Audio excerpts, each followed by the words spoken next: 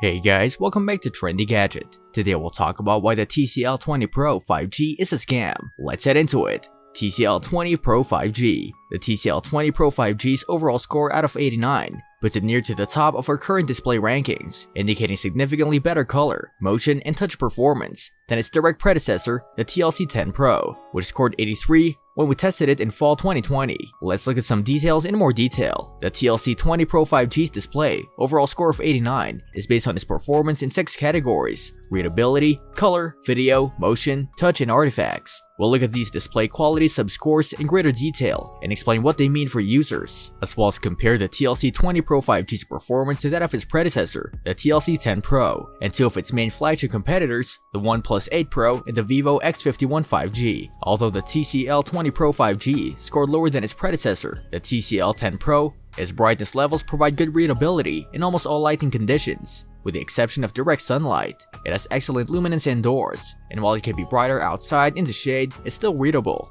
Also, make sure to write your thoughts in the comment section. Another plus is that the 20 Pro 5G's default brightness in dark conditions, whether with or without the blue light filter, makes it ideal for night reading. One of the TCL 20 Pro 5G's flaws, as previously stated, is its readability in direct sunlight, though the broad contours and contrasts are more easily seen in the TCL 20 Pro 5G image in full sun in the illustration below. A closer look reveals that the device's compensatory sunlight display feature comes at the expense of lost contrast nuances, which contribute to the model's face appearing flatter overall. However, as the table below shows, the 20 Pro 5G's indoor readability is excellent, though not quite as good as its superior older siblings. The TCL 20 Pro 5G performs similarly to its predecessor when held at an angle, with neither TCL device quite as bright as the OnePlus or Vivo competitors. Our perceptual tests for brighter versus angle confirm the objective test results. While the TCL devices are a little darker than others, they are still quite readable when viewed from a 45-degree angle. Doesn't sound that bad, right? So why is it still useless?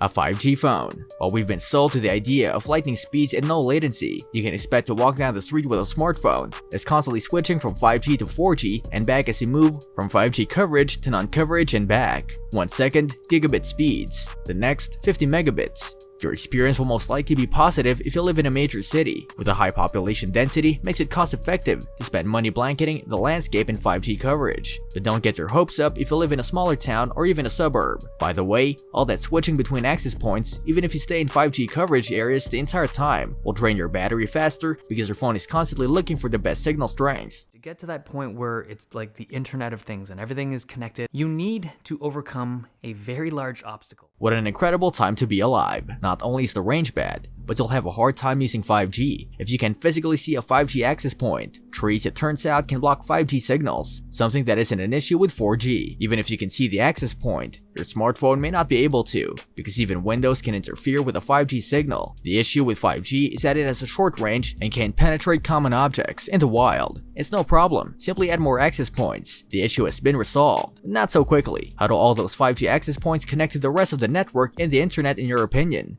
It's fiber, not magic, buddy. Yes, that wireless future that ignorant morons keep talking about, where we throw away our cables and download 8K movies in 3 seconds with our smartphones. Yes, that's powered by thousands of kilometers of fiber optic cable, and installing that shit isn't cheap when your goal is to cover a major city in millions of tiny circles. Profits and costs are at the forefront of all business decisions, and 5G will simply not be cost-effective to deploy in areas where there aren't millions of potential users. Remember that whether you have excellent coverage or not, you pay your bill every month at the same price. You think any carrier will pay out the nose to ensure that you have constant access to 5G speeds if you live in a place with a low population density? So, overall the phone is pretty useless, since its greatest benefit, the 5G component, is not so great after all.